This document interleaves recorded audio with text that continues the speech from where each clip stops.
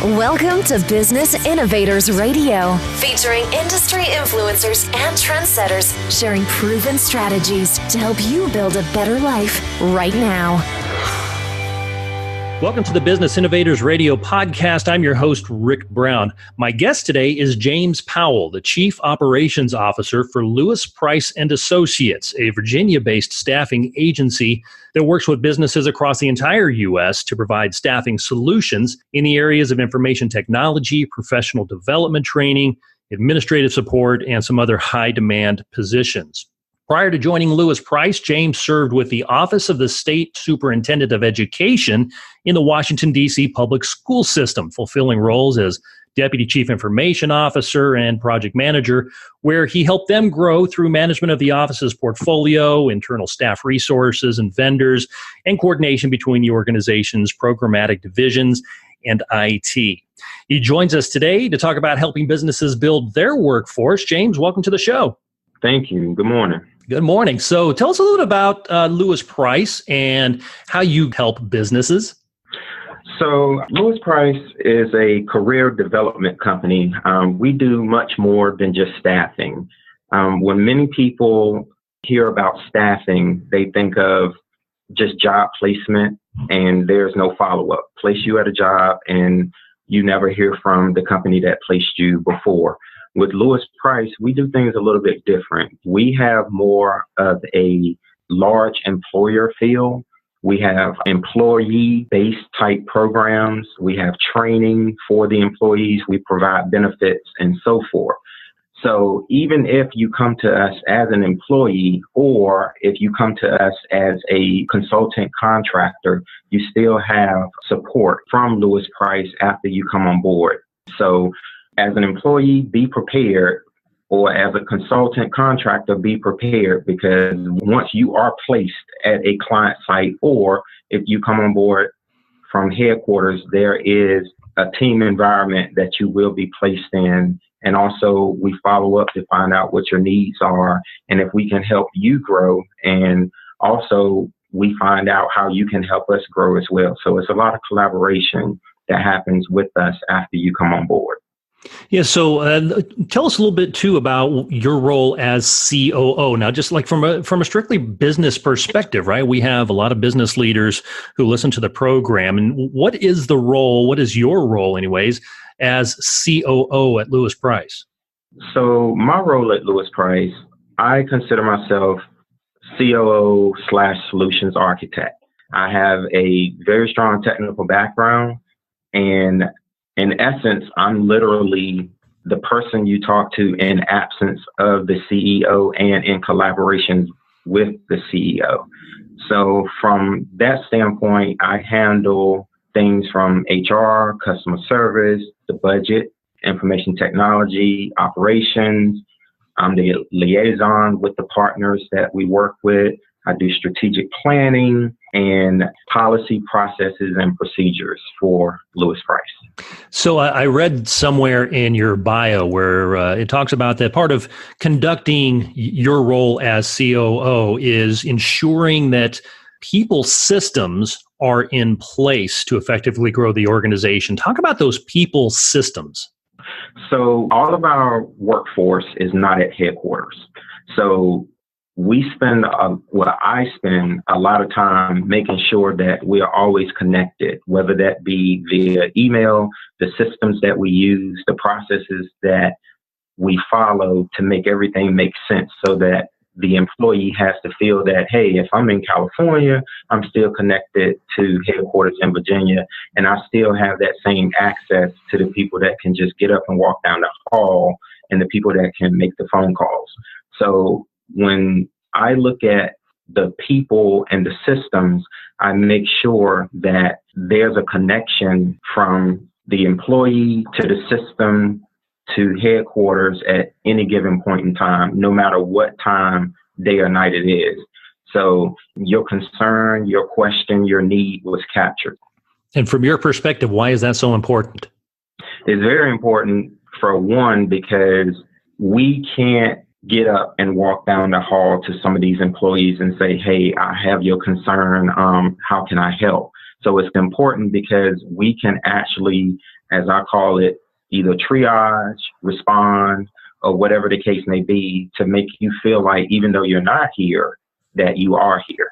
Yeah, good. So very interesting that you work with kind of both sides of the fence here. So you're working with other businesses to help them with their staffing needs, but you're also working with the individuals who are looking to be placed, right? Yes. When you're looking at the individual employees, we talked about that you work across the fields of IT and professional development, but is there anything special that you look at there?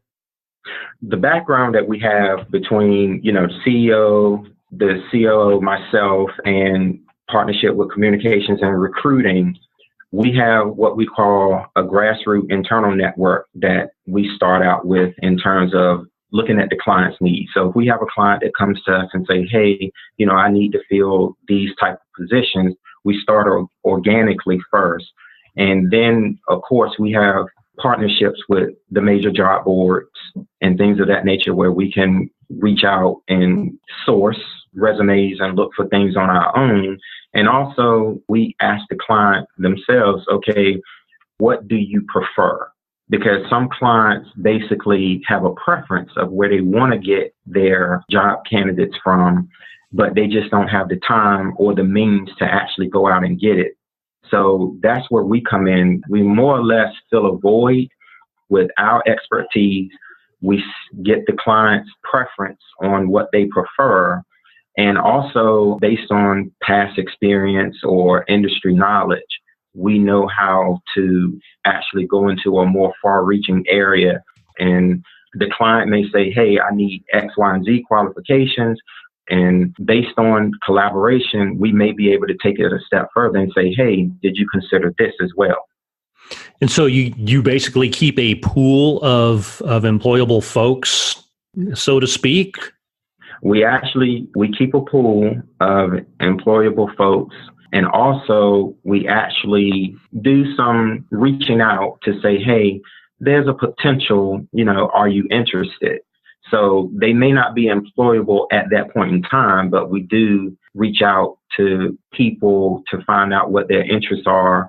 And also we look at the job boards as well to see if there is fresh talent out there that are potentials to go in the pool. So from your client's perspective, from the businesses that you're helping to staff, what do you think are some of the misconceptions that they have in using a staffing agency and going after an employee in that manner? One of the misconceptions is it's more or less like trial and error. Like, you're going to basically send us a candidate. We're going to bring them on board on site. We have them here. We'll try them out for a week or two. They don't work out, and you send us somebody else, and we just keep going until we get it right. One of the things that we don't have an issue with is that usually it's a one and done scenario unless that employee or resource that got placed finds a better opportunity that gave them the potential to grow. But in terms of that employee working out or that resource working out, we normally don't have those issues. Our people normally work out the first time. That means you guys are getting pretty deep into doing your research on these folks that you're placing, right? You've got to have a pretty deep understanding of who they are, what they can do, and how they're going to fit. Yes. And one of the things that I like about doing the research, we've done it at this point so much that we pretty much know early on whether or not a person is going to work out or if it's somebody that we want to refer over or recommend to our clients. You know what you're looking for. We know what we're looking for, and we know what you're looking for, even if you don't have all the details. Good. So let's talk about your clients then. Who are some of your partners that you're working with? The arena that we're in right now is pretty much the federal government contracting world. And some of our clients right now are USDA, USCIS, which is Citizenship and Immigration Services. We have Walter Reed, the Defense Information School, Defense Media Activity all over at Fort George She Meets. And also we're potentially moving into construction. and potentially some real estate, commercial real estate ventures as well. So we're not just labor to the government contracting world. We are very diverse. And where are these partners at in the world? Are they now? You're as I mentioned up front, a Virginia-based company, and then are they all pretty local there within the DC area? No, we have East Coast, West Coast, Middle America. We're across all 50 states. So we can place people in other states as well. And also, we've actually had some interest in placing people in Germany. So, we can go. Wherever you need us, we can go, and we can help you. So this thing's ready to go international. Ready to go international. All right.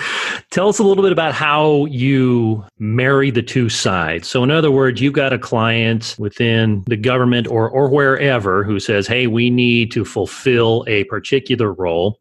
You go out, you find who you believe to be the right employee for that organization. How do you then put the two together? What does the onboarding process look like? The first phase of the onboarding process is that we find out, do you have any specific onboarding requirements in addition to what we have? We actually use a system for onboarding, which is a system called Paylocity, and that does the recruiting and the onboarding. So it takes you from applicant to hire all within one system. And I think that's great because of familiarity where, you don't go from a system to a paper process back to a system. It's all within a system. So within that, we can onboard you in terms of you can apply, we can recruit you, we can actually have you complete all of your onboarding documentation, all the way down from withholdings to I-9s, and then we can bring you on board in addition to combining what the specific onboarding requirements are of the client. That can all be done virtually. And if need be, it can be done on site as well. But everything does flow through the system, regardless of what the client's onboarding requirements are. And I know with the federal government, at least, that onboarding process can be a lengthy process. So working with the federal government, it's only a lengthy process if they have a backlog themselves.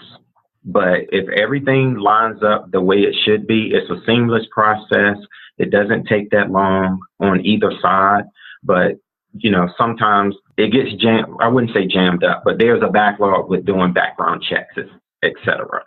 Because how it works is that the federal government has employees they're trying to get background checks done for. And as a client, with the staffing, it's the same thing. So everybody's going through that same pool. So usually that's where it becomes lengthy, but the process itself and how it works and the unknowns, all of that is mitigated. We know what we have to do, and we establish that up front so that we're not going into this in the blind, and everything just becomes checking the box, moving things forward. Is there something that you recommend that these clients do or have in place in order to make this a more speedy process? I think at this point, it's just a matter of communication and turnover. So if there's a person that's responsible for a certain aspect of the onboarding on the client side, if that person is out on leave or things like that, it's a matter of who is that point of contact? Because sometimes we do need to reach out, and if that person is not available, that could actually add time to the process. So in terms of how the government manages the process or what they're doing well, not well, whatever the case may be, we don't have those issues. It's just a matter of providing us with that point of contact. And so what would you say is the biggest benefit that a staffing agency, and especially Lois Price, can offer their clients? The biggest benefit is actually having a proven system, a proven onboarding system, a system that works, and also the resources that you're going to provide them. Just making sure that it's a fit. So knowing before you send them someone potentially, knowing up front is this going to work? Is this the person that they're looking for? Because I've actually been a product of a staffing company, and sometimes it's just about filling a seat, putting a body. And if it doesn't work out, then you send another body and you just keep going until it works out. What got you into what you are doing now personally? How did you become a COO of a major agency like this? So, okay, interesting. So again, like I said, I do have a technical background, but in my travels, as I say, as a project manager and deputy CIO, I was the person on the other side that was a client getting resources from a staffing company. So I saw it from both sides. So I saw what we needed and I saw what I was being provided. And with that, I was able to see the high turnover of send me a body, send me a body, send me a body, because at one point, staffing was about making sure, from what I saw it was about making sure that you don't lose that position on that contract so that it stayed billable. It wasn't so much about providing the quality. So when the opportunity presented itself to come work for Lois Price, I felt that the time was right because I had enough experience, I had enough exposure, and I felt that I could bring a little bit of my knowledge on the other side, plus what I thought would prove to be a benefit on the staffing side to basically give Lois Price an edge to provide better resources and better products to the client. So from your experiences, COO, deputy CIO, just coming up in the business world, what's your best tip for young, growing businesses to kind of help them succeed? Now, obviously, you're focused on staffing, but do you have something that you say, man, if nothing else, you need to understand what? Okay, so if nothing else, you need two things. One, you need a system. You need some type of HR information system. That's first and foremost. And when people think of HR information systems, they think of, oh, well, we have a HR staff that can do recruiting. We have an HR staff that can manage benefits. We have HR staff that can do payroll and onboarding. Well, yes, that is true. From an employee standpoint, you do have the staff that can do that. But there is so much benefit to automation and efficiencies, tracking and auditing. One of the things that these HR systems do well, they have policies and procedures and rules and regulations built into them in regards to labor laws, taxes that need to be paid on a state level. Also, you have, depending on the size of your company, there are certain reporting and compliances that you have to be aware of. These HR systems can alert you to that because by the number of employees that you have in the system or potentially going to have as applicants coming through the system, you can be alerted and stay abreast to those type of things. One of the things that I'm still learning is all the compliances and the reporting that goes on being a staffing firm and also in the small business arena. So with that, it's more or less now you don't have to track down your data. All your data is in one place. And now it's just a matter of organizing the data to make it useful. The second thing that I think up and coming or already established may can agree with this on is that don't be afraid to outsource. One of the things I've seen in talking to other counterparts, sometimes outsource is viewed as a failure and you're not knowledgeable about the things that you should be knowledgeable about, or your company is not good at the things they should be good at. It's more or less about efficiency. Sometimes you can save money by outsourcing because you have an employee that may not necessarily need to be a 40-hour employee, a 20-hour employee. It may just be ad hoc work that needs to be done. And from an outsourcing perspective, it's literally time billed for the work done. So I think a lot of times outsourcing has more of a negative connotation than what it should have in this small business staffing world, because sometimes people look at it as it exposes the things that I'm not good at. And sometimes it's just more or less about what's the best use of your time and your money. There's so many things that you quote unquote, have to be a subject matter expert in. It's impossible to be good and smart at everything. And so why not reach out through outsourcing, through a staffing company like Lois Price to help you with those areas that you guys specialize in, especially because of the amount of research that you guys do in understanding what the client's needs are and the folks that you're bringing in for those organizations. So why not do that? It just makes sense to me. Yeah. And also when you're in multiple states across the country as well, things change just as simple as, one state 15 minutes over, or you may be in a state and you may do business in multiple counties.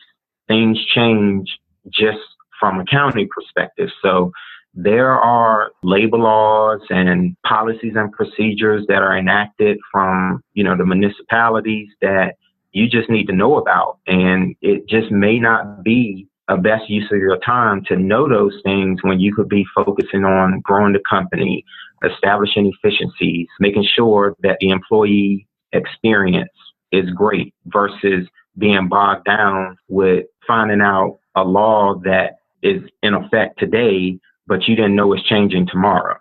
Yeah, good point. Why not shift that off to the experts? Yeah, sure. So what do you think is the most important question that a company, an organization that wants to work with Lois Price, what is the most important question that they should ask when deciding to work with you? So narrowing that down to one question was really, really hard, because being that I'm living this world now, it should be a multiple state of questions that a company should be asking. And I think that from my perspective, one of the questions should be, what is your onboarding process? Ask about how do you find your candidates? What career areas do you serve? How long does it take for you on average to fill a position? And what are the salary levels that you recruit for? Because we can get you executive level staffing. There are some staffing companies where if it's anything more than an hourly employee or hourly position, they can't fill it in terms of like administrative or technical or whatever the case may be.